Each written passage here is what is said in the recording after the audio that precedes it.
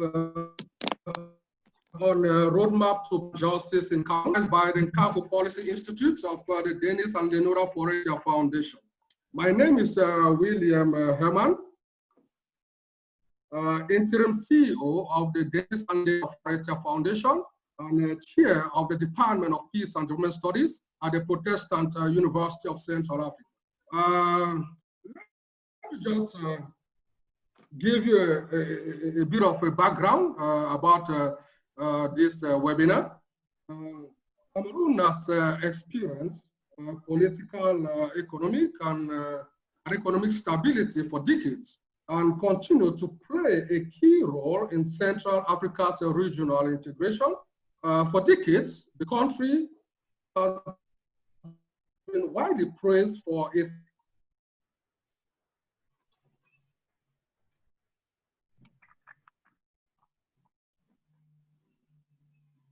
a stable and peaceful bastion of peace and stability. And an interesting part is that Cameroonians have also called themselves peace lovers, people who love peace, peaceful people. Unfortunately, this is no longer the image for the past couple of years now. This is no longer the image. Just like a senior analyst, Hans de Marie, of International Crisis Group, stated in September 2018, I quote, "We are not yet in a civil war in Cameroon, but all the ingredients for a potential civil war are on the table." So to me, it is really worrying that a very peaceful country, relatively within the sub-region, suddenly becomes violent. Let's say a country that now more or less glorifies violence. The political landscape of Cameroon is actually right now littered by so many conflicts and crises around the country. We can name a few of them: the refugee crisis in the east region of Cameroon, the Boko Haram crisis, and the famous Anglophone crisis. And all of these crises have got their causes and consequences.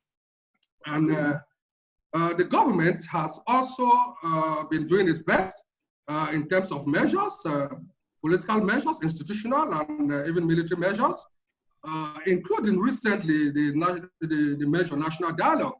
But it appears as if all these crises are immune to all these governmental measures.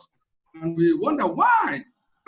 And to me, I also want to say that part of the explanation is that in most peace-building efforts, the citizen questions most of the times is ignored. What role actually does the citizen play? Most of the times, this key question is ignored. The more reason why at the Cameroon Policy Institute, we thought it wise to provide a platform where ordinary citizens, those who are affected by all crises, women, youths, IDPs, community leaders, and also ordinary citizens who are involved in the work for peace at the grassroots level or at the local level, which is that of, let's say, the Cameroonian civil society. So this is an opportunity for all of you to actually amplify the voice of the ordinary man in this search for sustainable peace and development in Cameroon. That is why it's time to roadmap to peace. That said, ladies and gentlemen, I have with me 6 excellent speakers, an excellent panel, which I am very pleased to introduce to you all. I have with me Mr. Albert Robert, who is a researcher in history and political sciences, and author of a book titled Pour un Fumban de les incongruités de la conférence de Fumban, published in 2019. Albert is joining us from Chang, the West Region. We also have with us Madame Caroline Van, who is a humanitarian worker, human rights activist, and vice president of Refugees Sans Frontières. She is joining us from the city of Douala, littoral region. Then we have with all as well, Madam Tiffany Ewi Lama. She is a coordinator for the Pan-African Center for Climate Change, country representative for the Cowrie Network, UN Peace Ambassador, and a clergy. She is a pastor, interesting. She is joining us from the city of Limbe, southwest region of Cameroon. And then we have Dr. Richard, a peace and governance expert and director of Community Service for Peace. I hope he is based in Yaoundé, if I'm not mistaken. You correct me, please.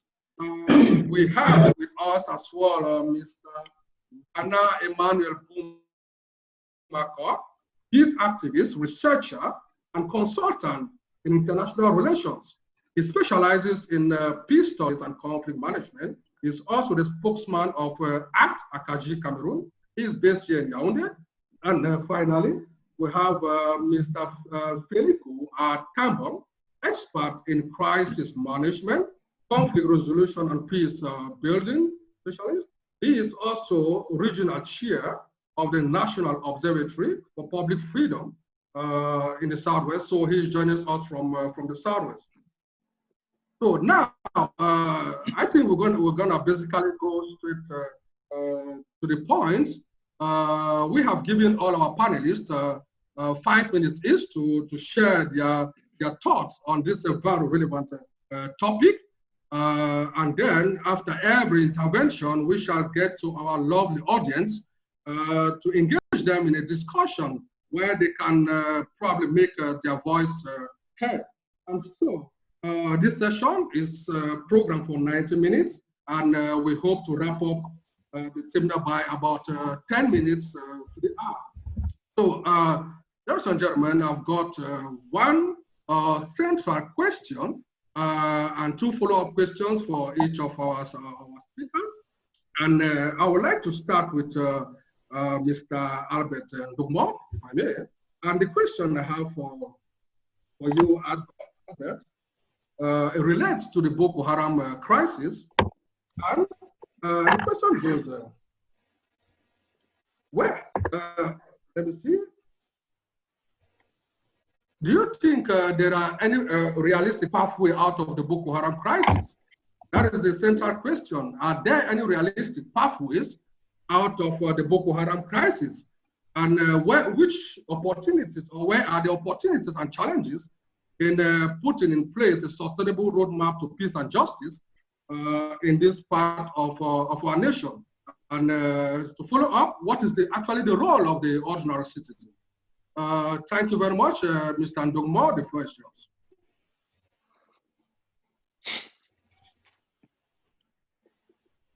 Thank you very much for the opportunity given to me for myself to express, for me to express myself concerning this issue of Boko Haram. Let me say something. I want first to thank the foundation which has decided to associate me to this discussion. But I think if there are some points where I've not been very clear in French, it will be no problem for me to explain them in English. So for my first intervention, you will permit me to answer in French. But if there are some points where you want myself or other participants. Please go ahead, Mr. Ndoumo. We get to, thank you very much. Please go ahead. OK, thank you, sir. Je voudrais dire qu'il faut d'abord signaler que Boko Haram signifie littéralement que l'école occidentale est un péché. C'est une secte qui a vu le jour en 2002 à Maïdougouri. Nous sommes au nord du Nigeria par le prédicateur Mohamed Youssouf. Et ce groupe est à l'origine d'une secte qui prône un islam radical et rigoriste qui est hostile à toute influence occidentale. Seulement en 2009 précisément, Boko Haram pense qu'il faut désormais passer du discours à l'acte et lance une insurrection armée dans laquelle la vie Et aujourd'hui, c'est Chekao qui est à la tête du mouvement, même si les informations fusent un peu de partout et détruites, mais les preuves matérielles irréfutables n'ont pas encore été produites. Donc, dans l'impossibilité de créer le califat qui était l'objectif initial, intégrant les parties nord du Cameroun, le sud-est du lac Tchad et le nord-ouest du Niger, il s'est mué en une organisation terroriste qui vit des enlèvements, des attentats kamikazes de toutes sortes. Et dans la lutte contre un acteur comme celui-là, il faut interroger quels sont les autres acteurs en présence. Et vous allez vous rappeler que sur le perron de l'Élysée en 2014, le président de la République du Cameroun, son Excellence Paul Biya, déclarait à la sortie qu'à menace globale, riposte globale. Cette phrase à elle seule décline la transnationalité ou, si vous voulez, le caractère international de la menace que représente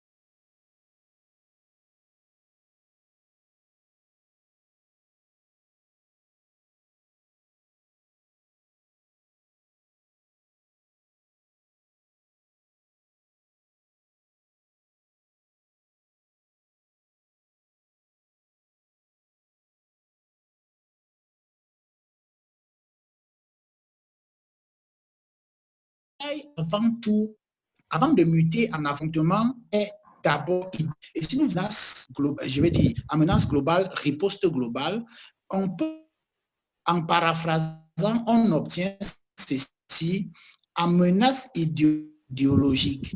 C'est un aspect très important qui a presque été éludé, c'est-à-dire évité dans le combat contre Boko Haram. Nous savons tous que la sous-scolarisation est l'une des causes des adhésions massives qui font la force de Boko Haram. Il faut donc scolariser. Et il faut parce que la vraie question est la suivante qu'on devrait se poser.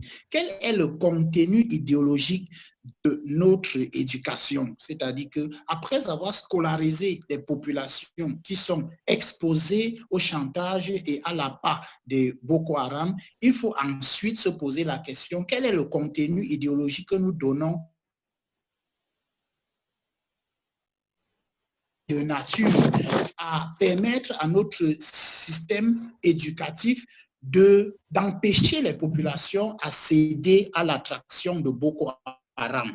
Et vous allez vous rendre compte, le professeur Saïbou Issa, dans un ouvrage publié intitulé, je vais paraphraser, Conflits et ethnicité aux confins du bassin du lac Tchad, présentait justement la situation de filtrage que le président Amadou Ahidjo avait mis sur pied dans les années 70, qui permettait de trier les imams qui venaient de l'extérieur pour prêcher au Cameroun et la nature des messages qui étaient prêchés dans les mosquées. Et donc, les imams qui étaient considérés comme radicaux n'étaient pas les bienvenus sur le sol camerounais. On s'est rendu compte malheureusement que avec le renouveau, c'est-à-dire avec la revenue du président Paul Biya et une sorte de liberté, il y a plutôt un libertinage et le pays est devenu tellement perméable que même les imams les plus radicaux, les plus intégristes ont des places de choix dans nos mosquées ici. Et nous pouvons également nous inspirer du modèle français. Nous savons qu'en France, aujourd'hui, ils ont un projet. Et ce grand projet, c'est la construction de l'islam de France. Il est important aussi aujourd'hui que nous puissions construire l'islam du Cameroun, le christianisme du Cameroun, qui permettront à ce que nous leur donnions... Oui, yes, sir. Yes, thank you very much, but I would really love us to respect time. We are almost going beyond the 5 minutes allocated to you just, in 1 minute, can you just round Okay, up? So thank you. Thank you very much, sir. Je voudrais dire qu'il faut, la création de la région militaire, de la 4e région militaire était une bonne chose, mais il y a également une urgence à ce qu'on procède à la digitalisation de la partie de notre frontière qui est exposée à Boko Haram, parce que les appareils de vidéosurveillance que la DGSN dispose aujourd'hui, au lieu de les mettre dans les villes de Yaoundé et de Douala, où le danger est peu imminent, on ferait mieux de digitaliser cette partie de la frontière et renforcer la coopération avec les voisins et continuer d'éduquer la population pour qu'elle participe à cette lutte. Voilà ce que je pourrais dire. So, sir, thank you very much. Thank you so much. Thank you so much, Albert, for this contribution. There is a key thing I retained from there, that the nature of the threat posed by the Boko Haram terrorist group was the counteraction. And more or less, you are focused on the issue of the religious ideology or the Islamist ideology, which have to be counteracted. So thank you very much again for this. Without wasting time, I know our audience, they are right there. They want to contribute. They want to say something about this whole issue of tackling the Boko Haram crisis. So I would like to get to our audience so that they can make their contributions as well, based on what you have said and also their own thoughts, their own perspective. So, answer? Yes, Doc, thank you very Yes, much. please. So please, I'd like to remind everyone that on the bottom right, you have a place where you can raise up your hand. So please, if you have any question, quickly raise up your hand and we'll take a few questions before we move on. Any questions, any contributions in this regard, please, anyone?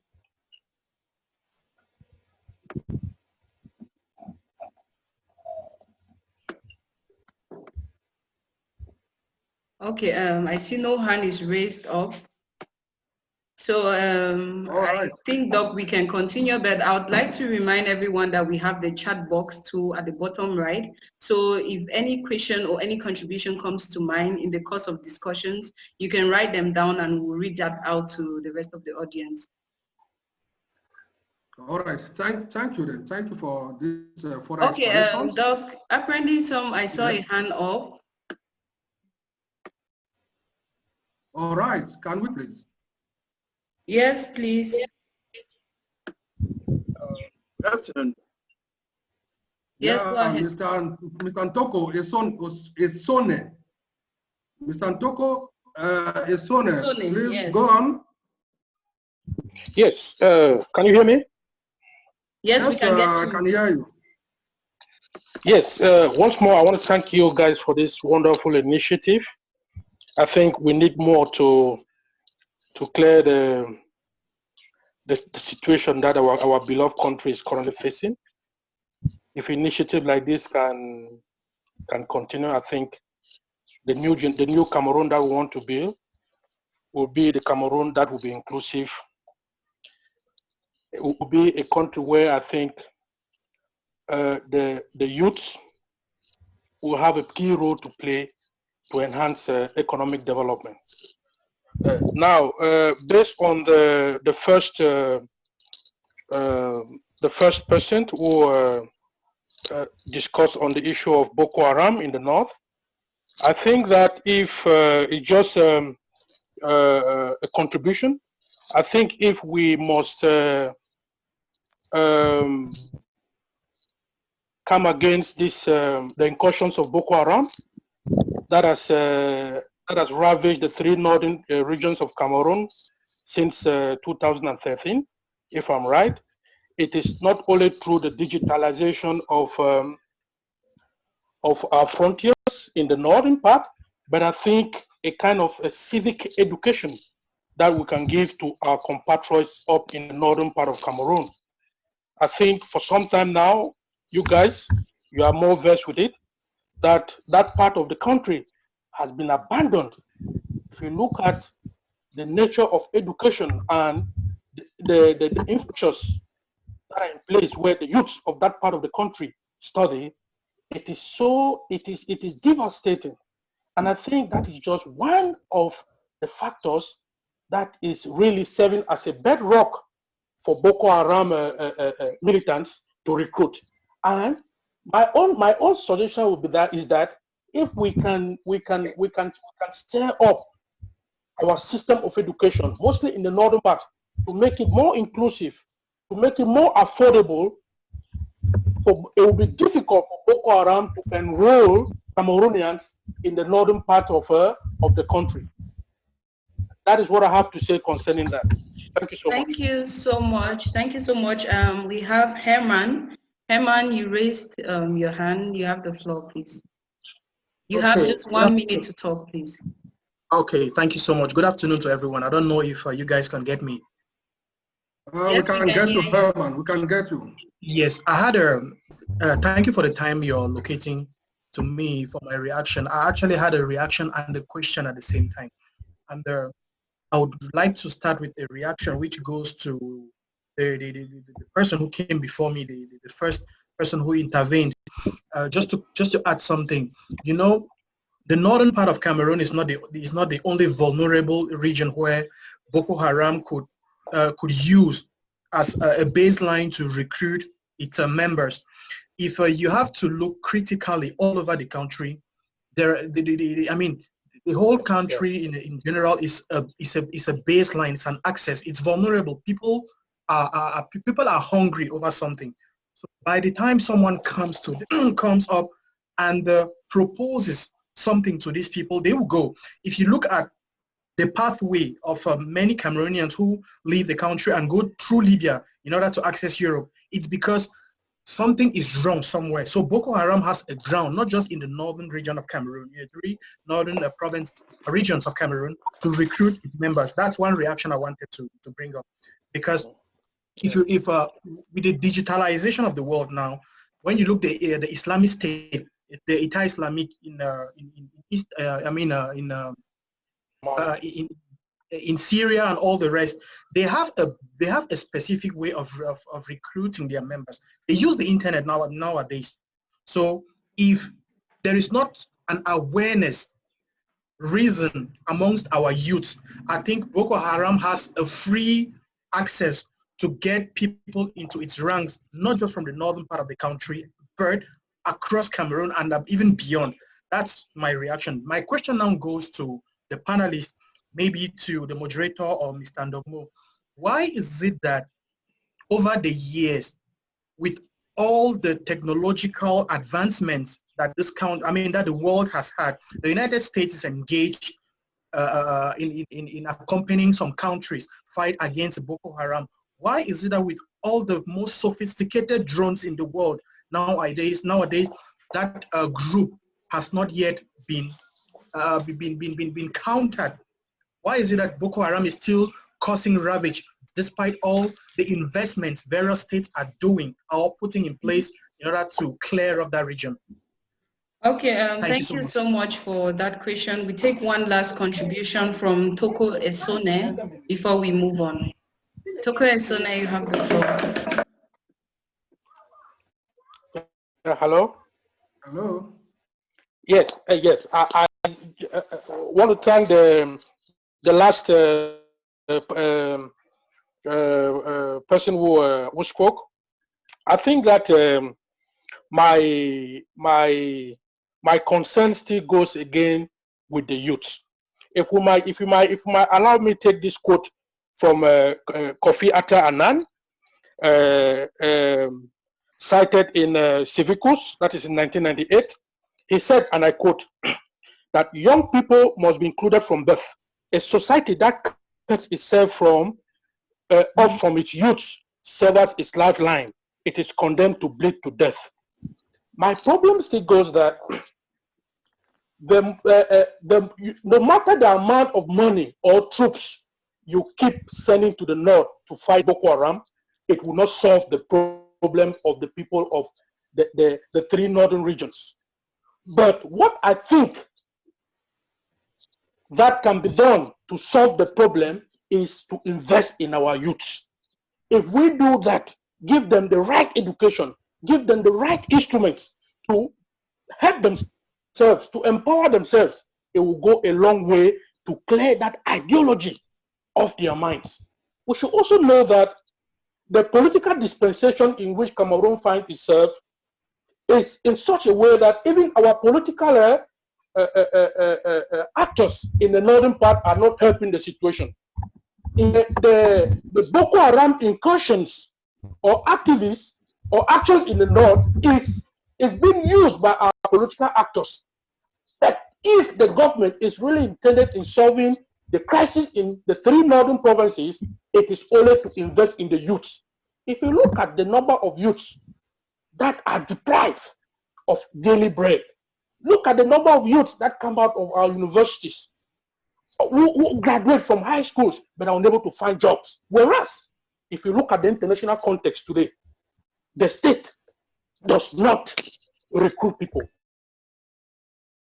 must not play a role of recruiting people, but rather give people the incentives to use their know-how in creating jobs.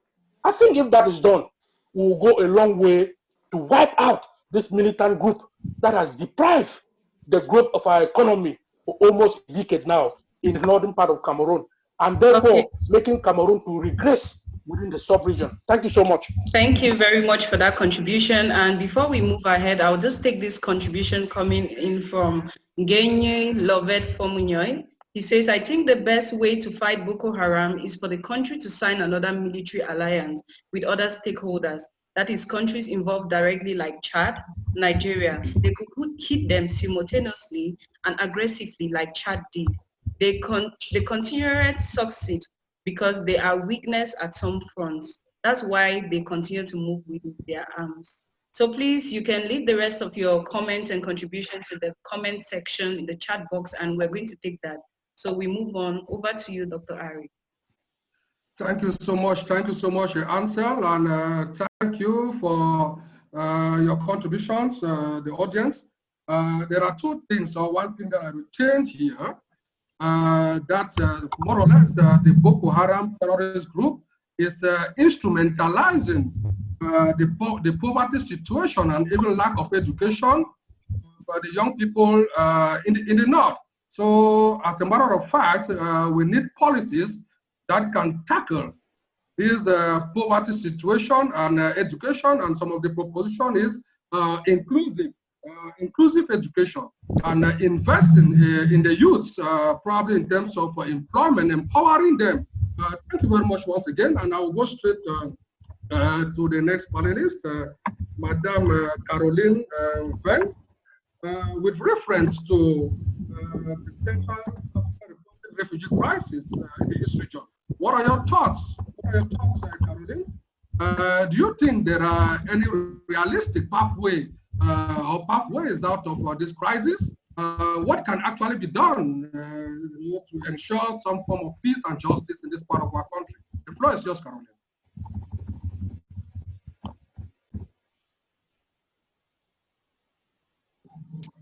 Okay, thank you, Mr. Ari, and good afternoon, everyone. I will also do my presentation in French, but if you have some question, I am able to respond in English. So, I am Mr. Benkarul and Mr. Ari said, I am the Vice President of Association Réfugiés Sans Frontières, which means in English, Refugee Without Border. I am a humanitarian worker and a human rights activist. So, j'ai fait ma présentation en 3 points, je l'ai divisé en 3 points. Je vais faire un rappel. Je vais faire aussi un rappel des causes et des stratégies que je propose pour mettre cette tension constante entre les réfugiés centrafricains et les populations locales. Donc, il faut savoir que depuis le réfugiés par la Silica, et suite à ça, on a eu un afflux massif des réfugiés centrafricains vers le Cameroun.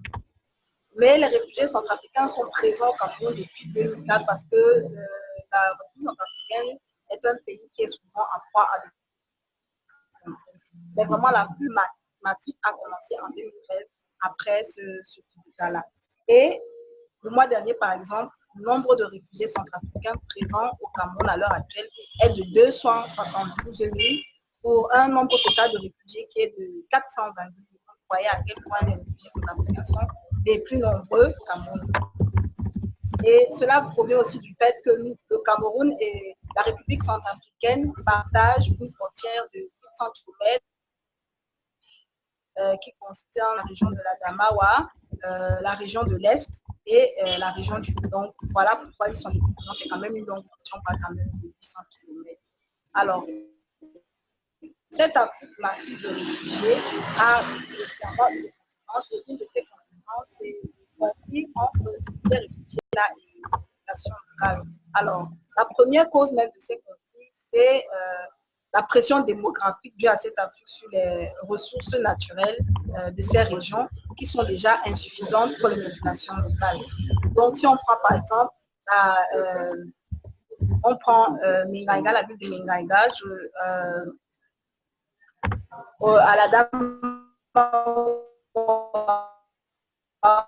on remarque qu'en 2018 se plaignait même en Afrique, donc pour la population locale, il y a des problèmes parce que les centres de santé ne sont pas suffisantes, il y a les écoles.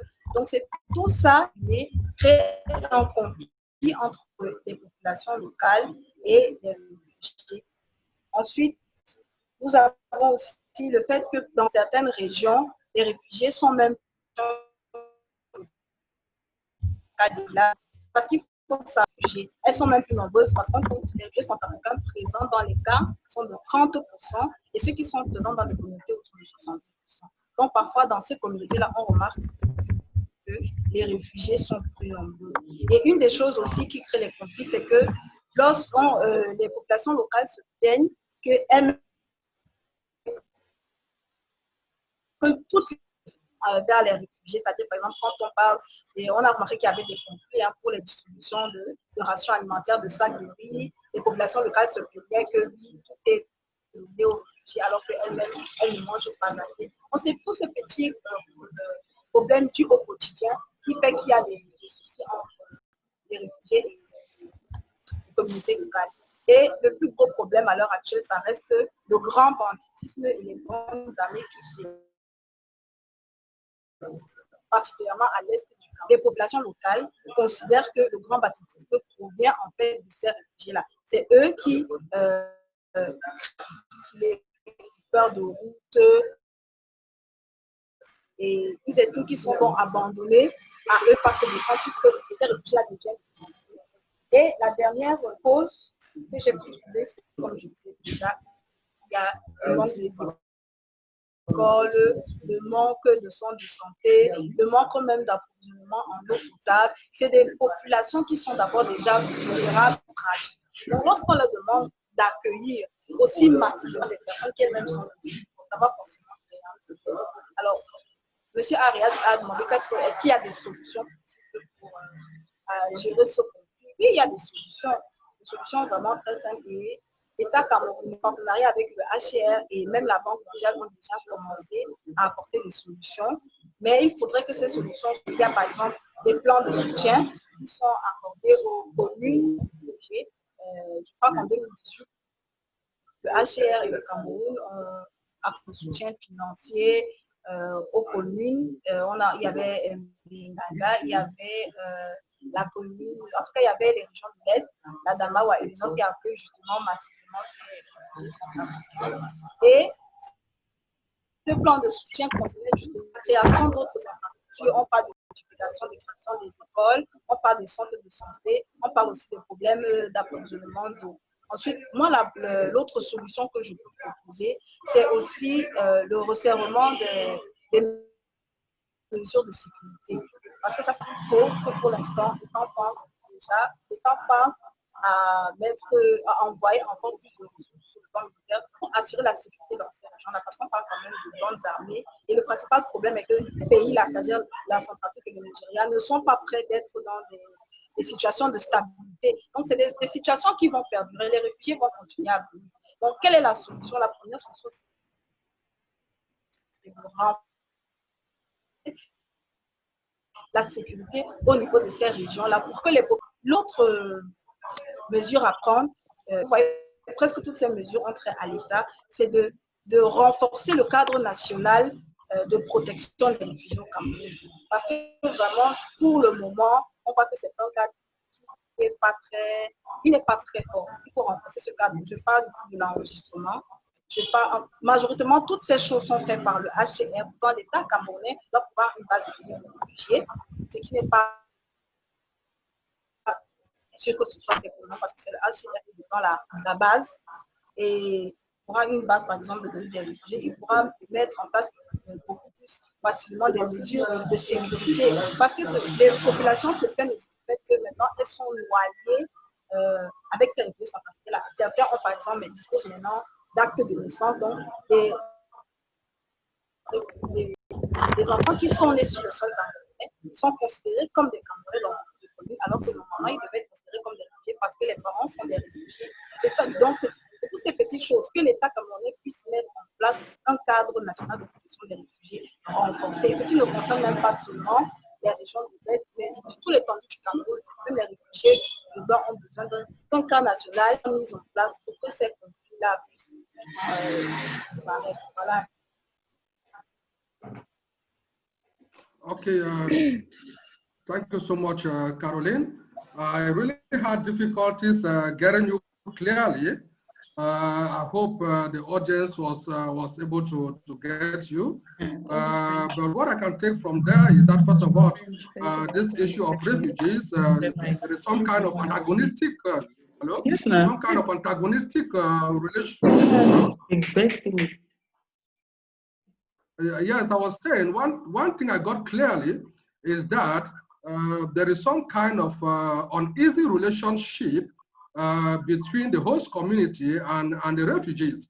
More or less, the host community blames the refugees for urban crime and many other local insecurities.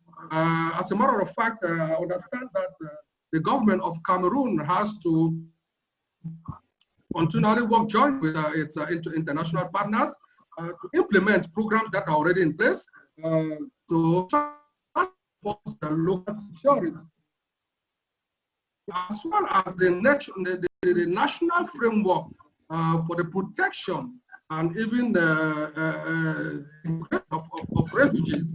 So this, to me, I think these are some of the key things that you talked about. Thank you very much for your contribution, and over to you, Ansel.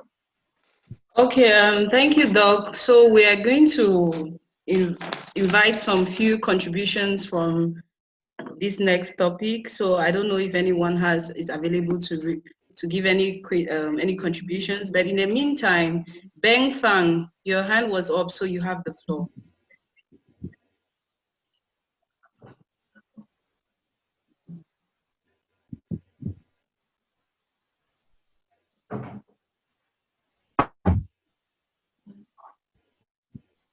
Beng Fang, you have the floor. If Ben Fang is not available, I'm just going to take this other contribution here from Felico. He said, the major cause of the crisis in the east and the northern regions is due to the fact that the government of Cameroon over the years has neglected the development of our frontier towns and villages. The people are abandoned to themselves socially and economically. No infrastructure and no social amenities. This leaves the frontiers highly porous. Okay, please, we need your contributions. If anyone has anything to contribute on this particular crisis, you have the floor now. Can I come in now, please? Yes, please. Go ahead. Go ahead, please. Okay. My name is Primus Meng, lecturer in the Department of International Relations and Conflict Resolution, University of Boya. I want to react to the question raised by Herman in the previous intervention. He asked a question why Boko Haram is despite the influence from the US and other major powers in the world. I want to explain something that Boko Haram is called a transnational terrorism. Transnational terrorism means that when a terrorist sect is present in more one countries. It's present in more than one countries. It's different set. Once there is an attack on them, they want to another country. For example, Boko Haram is present in Cameroon, Chad, and Nigeria. That is what we call national terrorism. To attack Boko Haram to Nigeria. If they want to attack them, they escape to Chad. This explains why when Boko Haram killed over 90 soldiers a month ago, to defeat them, or to completely defeat them if they are present and denounce the rapid spread of Boko Haram. Secondly, we need collective effort from the countries who are directly affected by the activities of Boko Haram. We need collective effort from Chad and Cameroon to fight against Boko Haram because they are using a tactic that we call in conflict guerrilla warfare. Guerrilla warfare means that you attack and then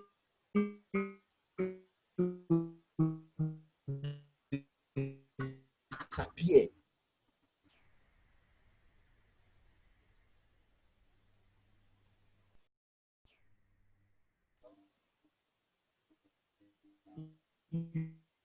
Attack and then you take hiding somewhere. That is what Boko Haram is doing. So these countries from UB, I don't know if you still continue your points. If not, I will have to react to that. Yes, you can react to my point, sir. Thank you very much. Thank you very much, sir. And for this I understand that as a result, because of the fact that the complexity of the Boko Haram threat is transnational, the solution to it should also be more or less transnational. It should be collective. So as a matter of fact, Cameroon can be fighting Boko Haram in its own territory, but if Boko Haram is still alive in the other neighboring countries, more or less Cameroon is not safe. So this kind of complex terrorist threat requires as well a transnational strategy to tackle it. Thank you so much once again. I don't know if you have any other contribution. If not, we are going to go to our next speaker.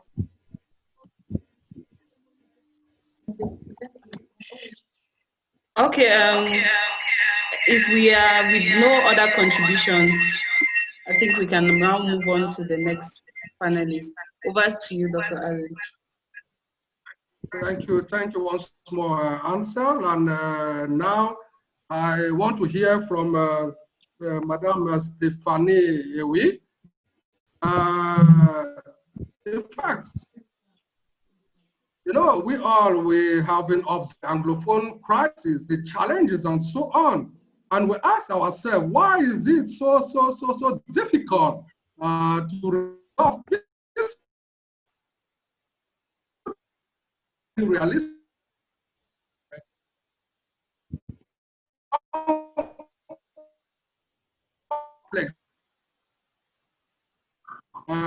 What challenges do you see in this roadmap for peace and development region? The floor is yours, Caroline. Okay. Thank you. Also, the deployment of the Ds in different areas of the Northwest and Southwest regions. And also, there have been people who have spoken, voices that have spoken, but one challenge about this in all of the gaps is that all these things that have actually been put in place have had little or no effect to the people, but they have instead escalated the whole aspect. I always like to take it from a home perspective. And from a home perspective, I think the Anglophone crisis should be looked at the man who has share, and this ahead. This man has to bring a solution. The first thing is the truth must be told. It must be identified and how they went wrong. That is the person at an issue, and you go on one side. At the end of the day, you'll be creating a bigger conflict than what had already existed before. And with the Anglophone crisis, these are some of the things that have been happening. And for us to be able to overcome them, we must be able to accept the fact that there is an issue in both sides. There is an issue in both sides. Every side has a place that went wrong, and every side has a place that went right. If we don't come to that consensus, we will not be able to take a step ahead. And secondly, we need to identify the place of the youth in this crisis. Take into consideration the dialogue that was put up. You realize the dialogue that came up had a lot of international bodies that were represented, had people of high caliber and status that were represented. And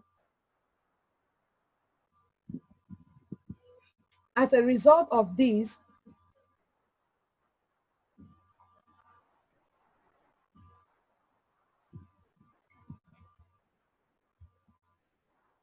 hello? Yes, sorry about that.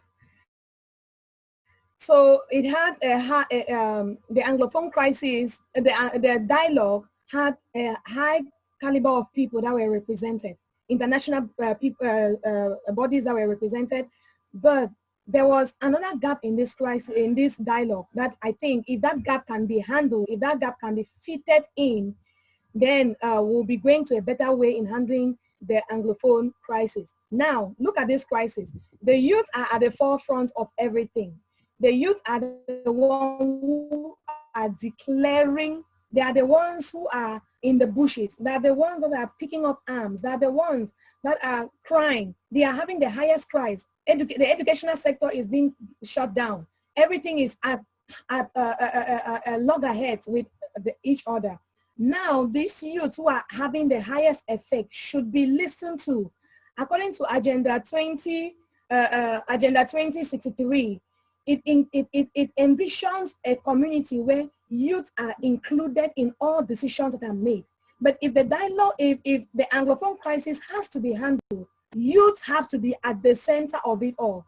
Youth must be, it is because we are not solving the Anglophone crisis for ourselves, for those that are present now, for the generation that is already existing. The Anglophone crisis is for a generation that is ahead.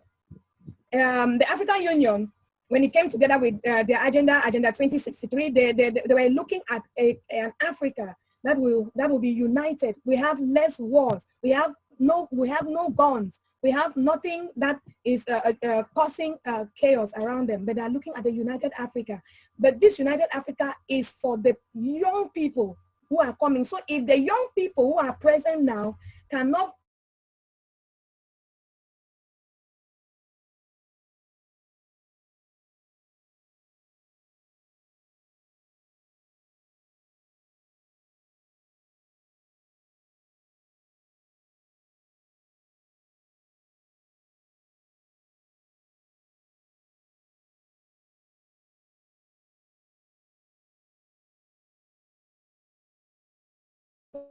Panda,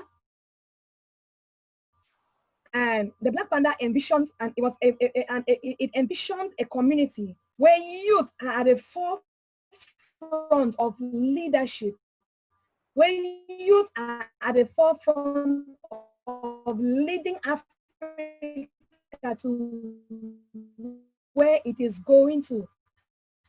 And every youth, irrespective of your gender, irrespective of your sex. So also there has to be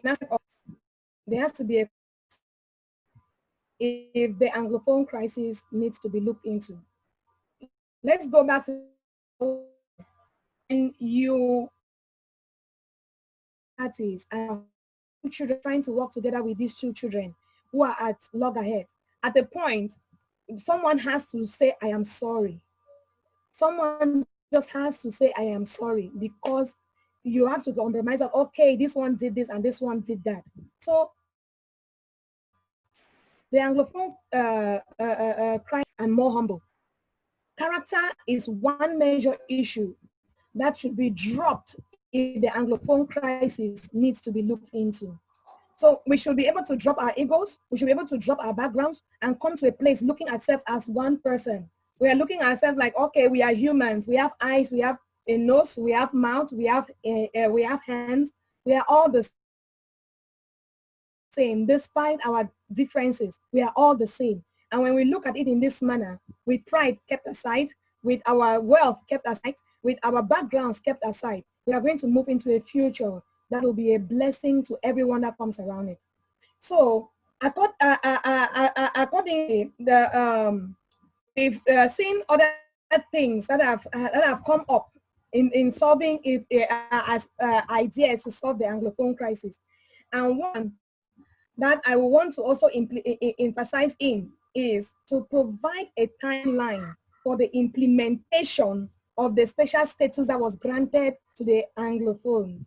You see, when you grant, when it is the special status was granted, but then the people don't understand where do they fit in, how does the special status tie, what kind of status are they working with? So there has to be a clear definition of terms when you are at the front of, when we are at the front of solving a crisis. We must be very clear with what we are saying. We must not mince words. We must be able to say this is this, call a spade, and let it be that way.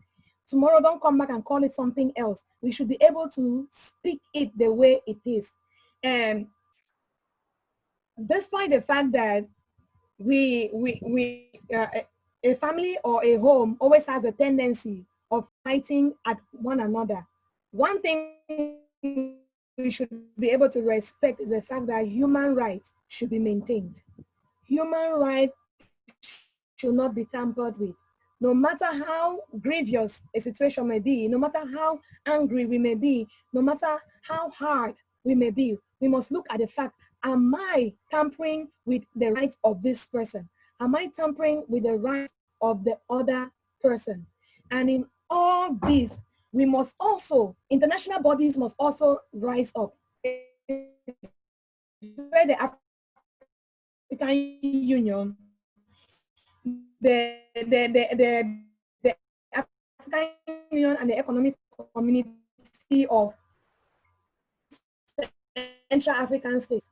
The Economic Community of Central African States has been silent, and Cameroon is part of, and so you need to cooperate, like some of the Anglophone countries, they should take Cameroon and put them into their agenda and handle it at the moment. It's not just speaking about it. When you're speaking about a long-term goal, you must, there are short plans on how these goals need to be met. And I propose one of such plans should be working with countries as individuals. You know,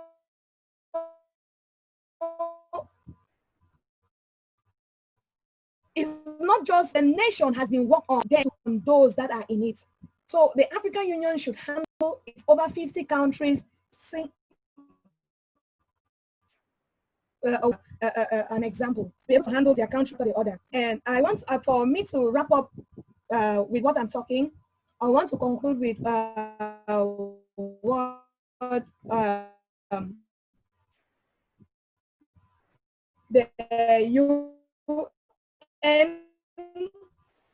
the UN High Commission for Refugees, he said, if a local crisis is neglected, it turns to become a transnational crisis, and it crosses within several borders. So, and for you to stop a fire that has consumed a whole community should be more on the youth, build their capacities and respond to their cries. Thank you. Thank you so much. Thank you so much, Stephanie, for this detailed explanation for this contribution. From your contribution, I get it clear that the government has actually done a lot in terms of measures, but these measures are not having more or less probably because somebody said earlier, because of lack of political will, which is that people first of all need to accept that there is a problem. There is a problem at that level. The more reason, because some key players or some key actors, victims, were to an extent left out of this dialogue process. So, as a matter of fact, there is also, like you said, there is an issue of compromise. At some point, people need to come into a compromise if we have to resolve this issue, and also personal behavior as well. Maybe some people, I don't know, politicians or some actors, probably they are still arrogant. So personal behavior is also obstructing, or it's also more or less is working as a barrier to a possible resolution of this conflict.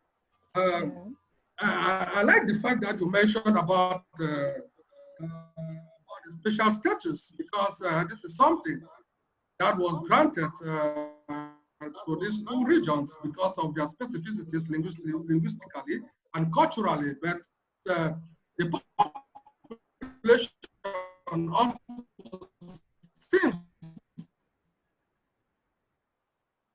not to really understand what this whole special status is all about. And now, since you are mentioning that there should be a timeline and this have to be clearly defined, how this is going to be implemented. I think I really like that point, and also the fact of some regional actors, such as the ICAS. Thank you so much once again, Stephanie. Without wasting time, I'm going to pass over the floor to answer. Okay, thank you very much, Doc. We're just going to get this contribution from Gilbert Mwane Miki. Once we have his contribution, we can move on to the other panelists and we'll come back to participants after. Over to you, Gilbert. Thank you very much. I'm Mickey Gilbert, a PhD student here at the University of Reading, School of Agriculture Policy and Development. I'm very, very delighted to be part of this discussion, this conversation on the roadmap to peace and justice in Cameroon. That I made especially by the last panelist talking on West and the Southwest region. I will some of the positions that have been outlined, some of the key talking points that she has been able to outline. I still very much strongly believe that what we see today as conflict has been like a pregnancy. When you have something which is like a pregnancy, you cannot hide it, no matter how long you keep it. So, if we are genuine, if we have good intentions, move forward to have a roadmap for a peaceful and socially responsible community, we need to revisit our history. I think the last panelist has made it very clear. The truth must be told. Yeah, happening in our community. So what is the root cause of it? The main problem we have that has driven us up to this point is the reductionist approach to conflict resolution that we have deployed in these two regions.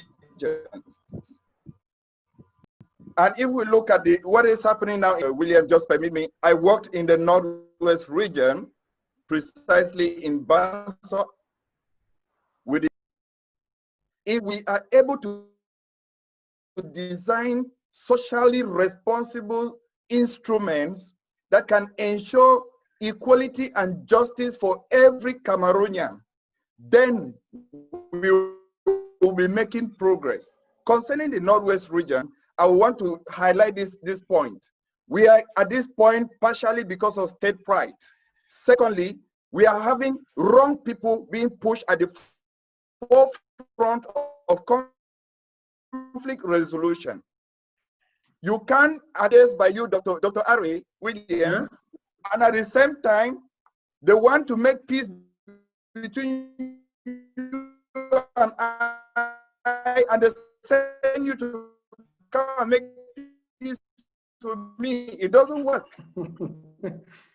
Interesting, so, interesting. I want to highlight this point here so that we know if we are in a crisis, let's revisit history. And secondly, we should go for comprehensive springboards. Look at what is concrete. What do these people need? Maybe we need them because we keep hanging behind it to say that Cameroon is one and indivisible.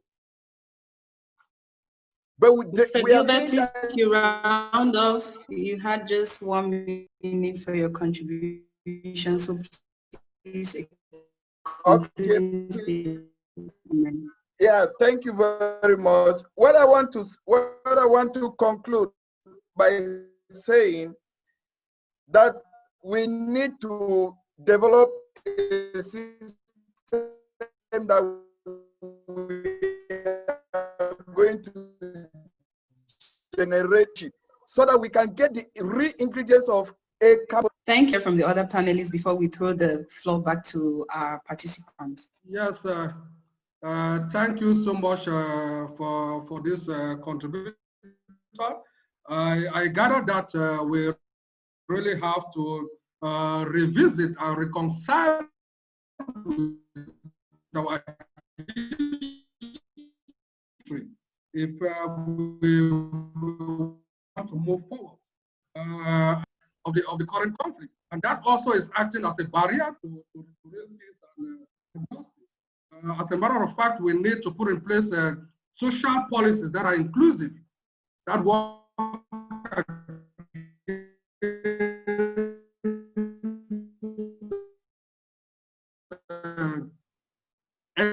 any form of inequalities and discrimination and so on. To invite here three of our three last panelists, Mr. Felico Tambong, Dr.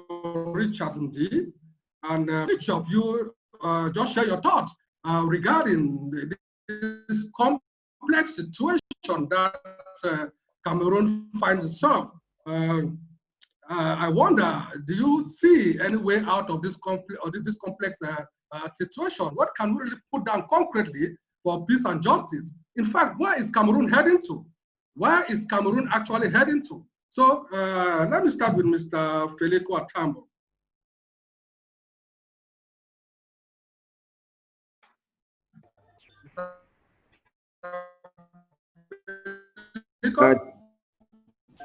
Yes, doctor. Yes, doctor. Yes. Thank you very much. That was a very good question, because it's a question I ask myself all the time. Where is Cameroon heading to? You see, we live in a country that thinks that le Cameroon, c'est le Cameroon. And that is what is killing this country.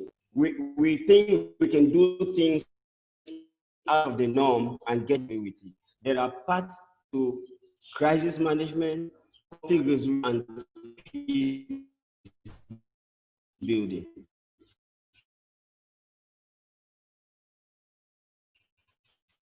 It's just like what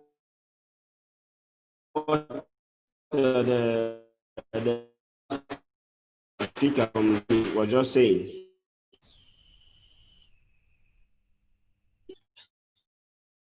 Cohesive social conflict in Southwest. That if I'm a Southwesterner and I'm in the bigger Cameroon, let me not come with my fufu and arrow on the table, and somebody asks me to take that fufu and arrow away. We are going to implement here.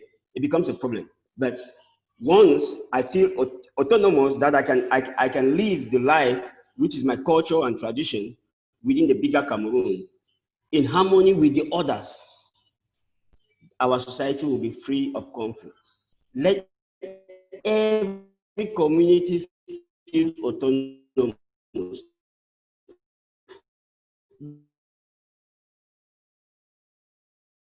That and human have all been stressed as in Cameroon for the last 40, 50 decades, and what has led to house and others of war. What can we do? There are no two measures we can do. International dialogue, like Ewi said,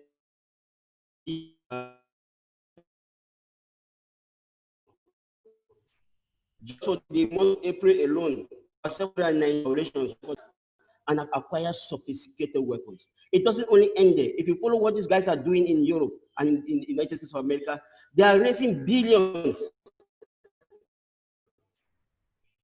in hours to equip weapons. There's no way will end if we don't bring these parties together. Let us forget about the target of the Grand National. Those are all cosmetic measures. We need to bring the Amber Boys, the leadership of the Amber Boys, the ground Amber Boys on a table with a negotiator, a neutral party. Standard as is done everywhere. No war comes to an end when you tell me drop your guns and come to the DDR center. No, it's after we resolve our conflict that we move into disarmament and reintegration. You cannot be reintegrating some fighters when thousands more are in the bushes. You take for the National Observatory for Public Freedom Service. Recently, a few months back, the Commissioner of Police, was Mr. Tambo, a few minutes around. Please, yes, Doc. The time. We are struggling with time. Yes. Thank you. Okay, thank you. So, like I was saying, every day that for 3 months that the commissioner spent with the Amber Boys in the bush, every day he said at least 200 first to Amber recruitment. We need to move in. Civil society need to be included in the process by the government of Cameroon to start talking to homes, to families. We start educating the families why the conflict resolution talks, the peace talks go ahead. Thank you so much. Thank you so much once again, Mr. Tambon. I really liked the points you made that this conflict can not really be resolved if the conflict parties are not brought together to the table to discuss about their difference. Each party is finding it very difficult to shift from their original position, and so it is difficult to link up to Dr. Richard D. Doctor, with your background in governance and peace, what do you think can actually come to bring the government and the non-state armed groups, or again, let's say the movement, to the table to discuss deep-rooted causes of the crime and the possible way out of it? The floor is yours, Doctor. Thank you very much. Let me first by was in Cameroon, and I worked as director of Income Service for Peace to 2017.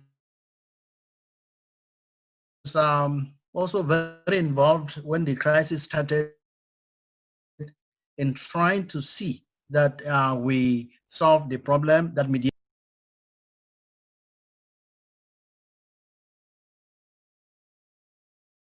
The federal constitution was there. It wasn't respected, and its own constitution is bad leadership. When we came down to the legacies which were protected by the informant constitution and how they were discarded, then we see that leadership was likely responsible. the economic base of the Northwest and Southwest regions was neglected during the period, and that neglect is a question of leadership. Leadership poorly distributed national resources, and the Southwest and Northwest regions provide much to the GDP of this country, of Cameroon, and they don't feel that they share equally in what they produce or what they contribute to the GDP of the country. Leadership failed to recognize the signs of frustrations of Anglophones. And that is, if leadership is conscious, it should be able to see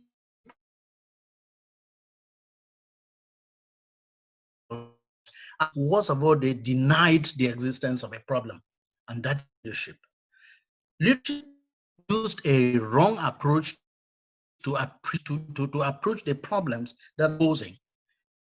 They used force in talk with the people. Leadership felt that dialogue would mean they are weak. Government felt that because they are a stronger party, they have the military. By coming to talk with Anglophones was a sign of weakness. It's all wrong. Leadership the problem for Anglophones. People have said measures were taken, but Anglo people who have Amber leaders and all of those people have to come to the table. And if you don't bring these people to the table, you can call for and they will not let these people tell their people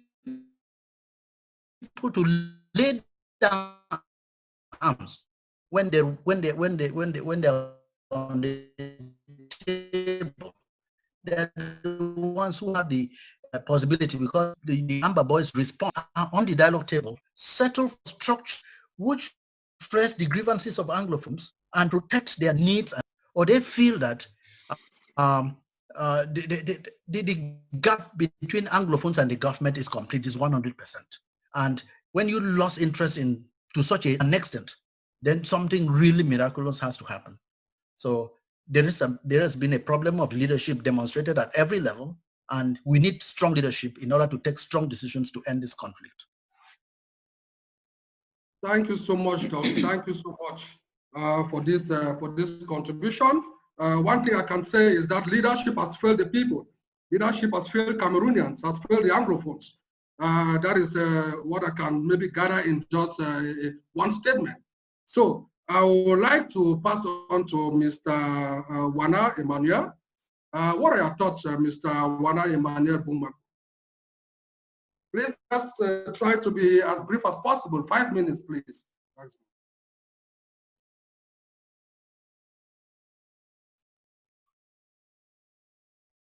Hello?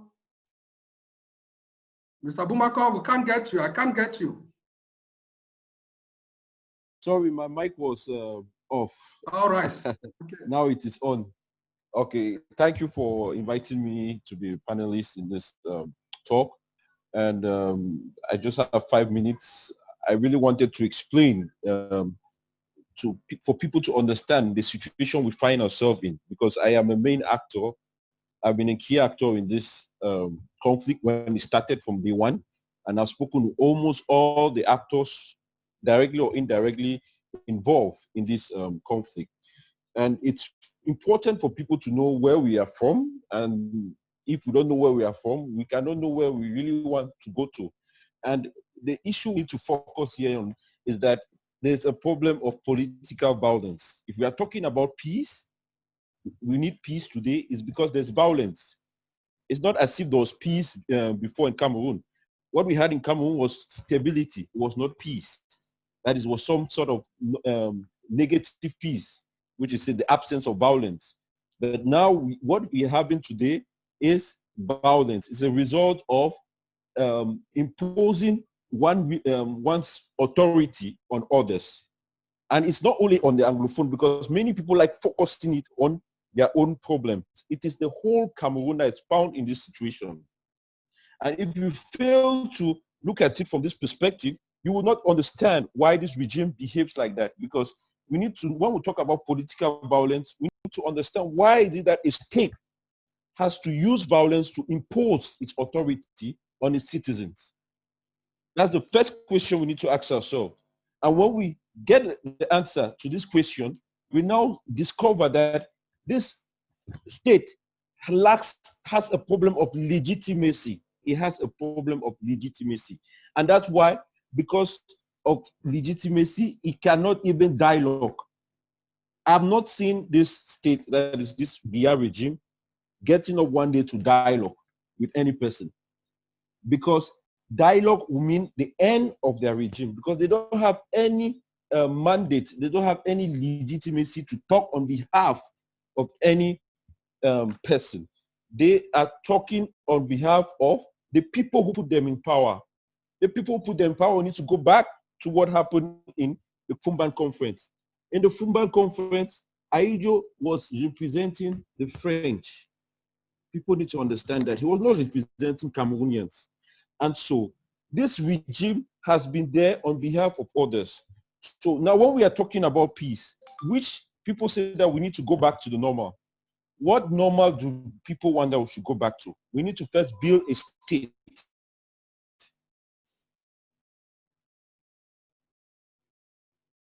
where governance is at the heart of Cameroonians. One state where government is responsible, that is accountable to its citizens, then we cannot have peace. Because when you have a government that is in place to respond to the needs of Cameroonians, that is, they want to make sure that the citizens are developed, emancipated, and are free. Conflict will not be, that is, violence will not be able to come up. If people have taken violence, taken up arms, like the Anglophones, the Amber Boys, it's because they feel that the only way for their, and that's why, because of the arms that they use, that's why we could obtain a special status. But as a previous panelist, Felico, mentioned, it's cosmetic. So when you're in this situation where two people are fighting, the only way out is for the two people to come and sit on the table and draw a roadmap for the conflict to end, the violence to end. If those two people, because they are the ones, two people started the war, two people must end the war. So if the violence, if the two people don't come on the table to discuss on the way out to end the violence, it would not be possible to have, I cannot say peace, but stability. Just to round up. So the issue now is, please. 1 minute. Yes, once you know how the government is, the nature of the government, you don't expect any good thing from them. So what I'm calling on all youths is for us to come out strongly and ask for a government that is legitimate, that is there to respond to the needs of Cameroonians. It's a right that we need to seize. It's not something that is given. So there are major non-violent ways of trying to attaining this goal. So the non-violent ways is very important. So that's all I can say. For us to come, young people have to come together and voice their concern in a non-violent manner in order to obtain what they want. Thank you so much. Thank you so much, sir. Thank you so much for this contribution.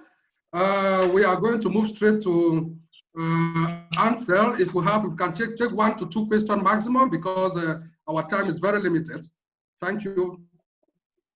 Okay, Doc, thank you very much. I'm just going to read some reactions from here. In the meantime, if you have any contribution, please kindly raise your hand.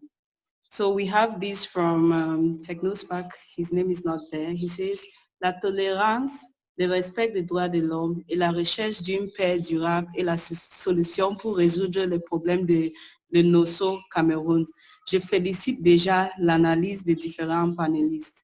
And then we have someone who says, thank you, Dr. Ndi Richard. We have epileptic leadership that believes in cohesive measures in sustaining a fictitious union. So right now, please, any participants who would like to contribute, please show with your hands, and you can. We have here Beng Fang. Beng Fang's hand is up. Please, Beng Fang, you have just 1 minute to quickly say something, and after Beng Fang, we immediately take Ntoko Esone. Those are the two people who have their hands up. Over to you. Okay. Thank you very much, Ansel, and thank you very much, moderator. I just want to clarify some few issues here, just more of a contribution. Firstly, I want to say that Anglophone conflict is peculiar because it's not just, it is an identity conflict. Let's not forget that identity conflict means that it's a conflict for the way forward.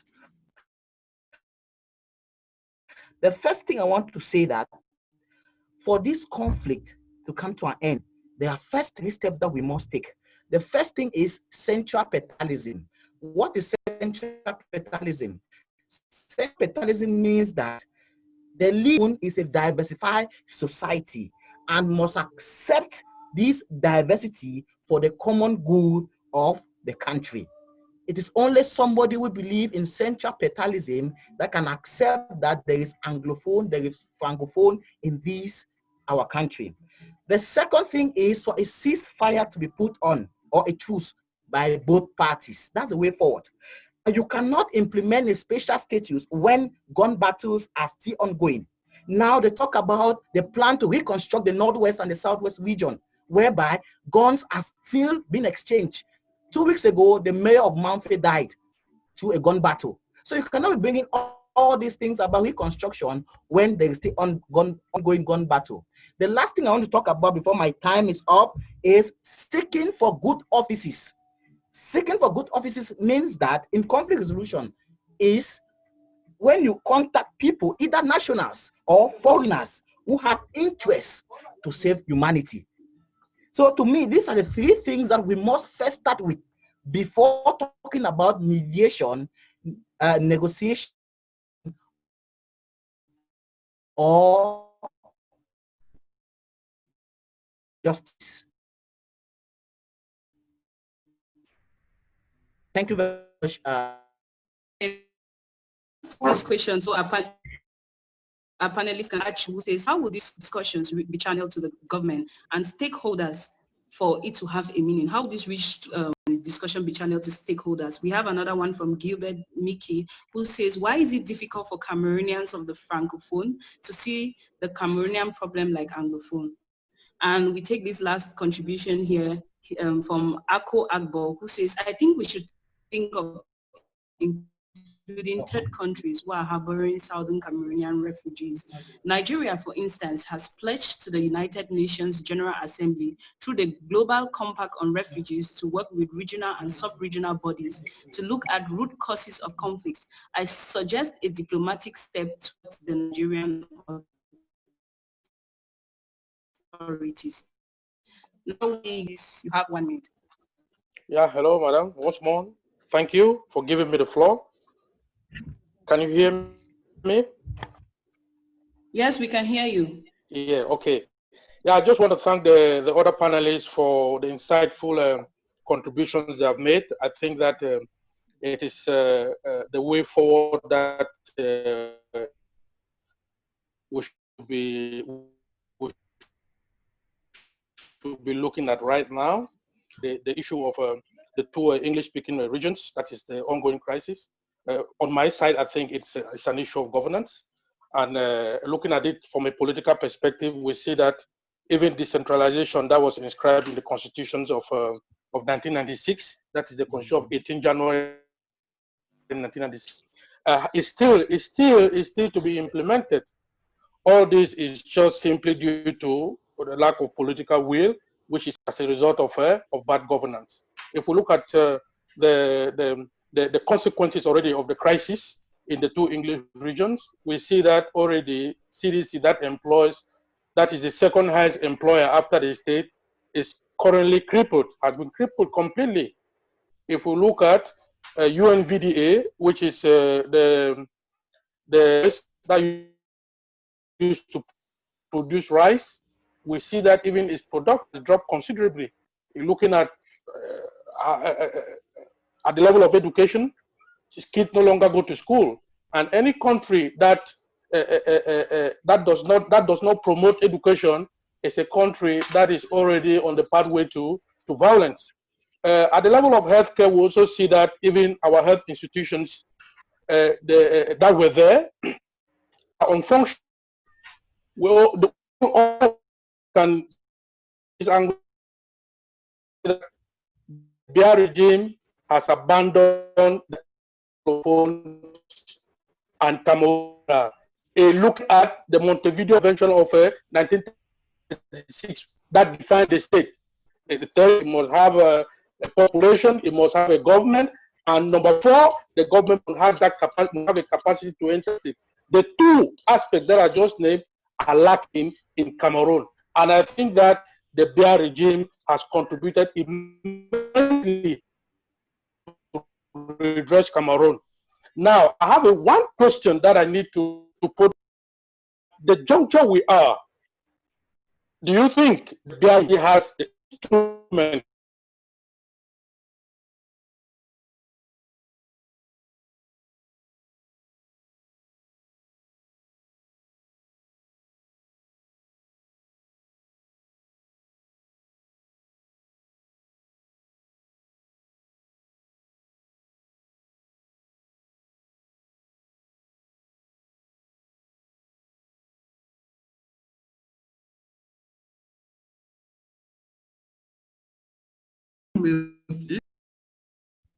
that put people at the center of decision making, and it is a challenge.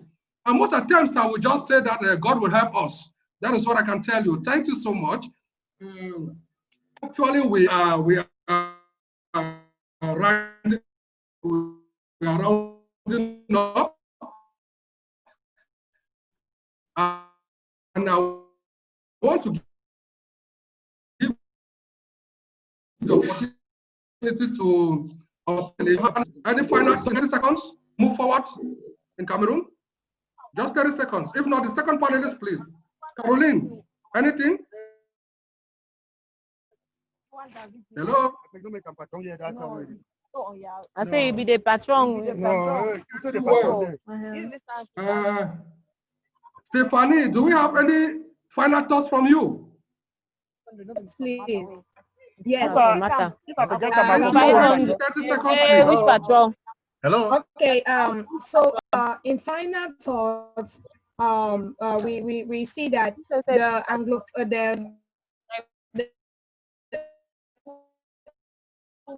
the crisis room, it is not just something that needs everybody and all of that putting together.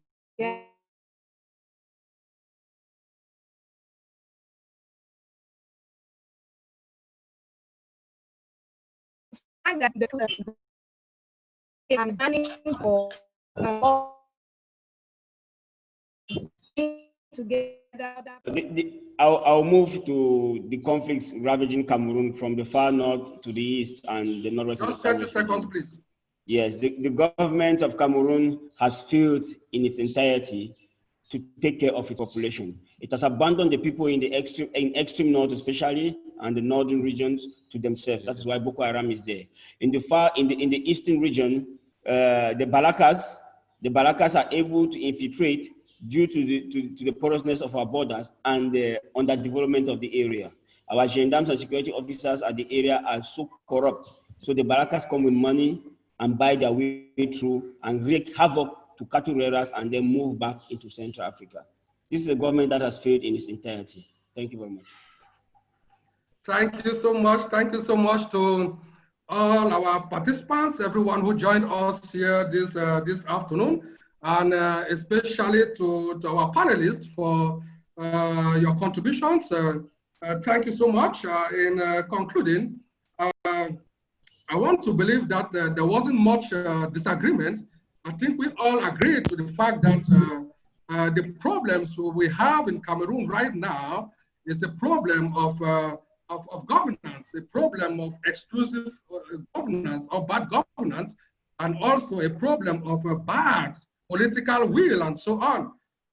So as a matter of fact, the solution also has to follow in that way. We have to really work on our governance system. We see that today, even concerning the Anglophone crisis, there are some people who think that the solution lies around our decentralization process, and so they are investing in the decentralization process, talking about, today we hear about tracking the decentralization process, accelerating it, and so on. And some people still believe that we'll have to get back to the federal system. And then some also say, no, we want a total separation and so on. So if you can see, it is really, really, really a problem of governance, a problem of the form of the state. And all of these deep-rooted causes have to be tackled. All the injustice involved in all of these crises have to be tackled. And it is only then that we think that we can probably come out of this predicament and start to enjoy again what the Bumako called the presence of negative peace, because then it wasn't even what we know in peace studies, positive peace. So thank you so much once again, and I want to also thank the behind the scene team. Since this is the last event in a series of 8 events, I really want to thank all of those who made this possible and successful. In particular, I want to thank our communications manager, Ansel. I also want to thank the project lead, Barrister Akbar Doris, as well as the events coordinator, and even the entire management team. So thank you so much. Thank you so much.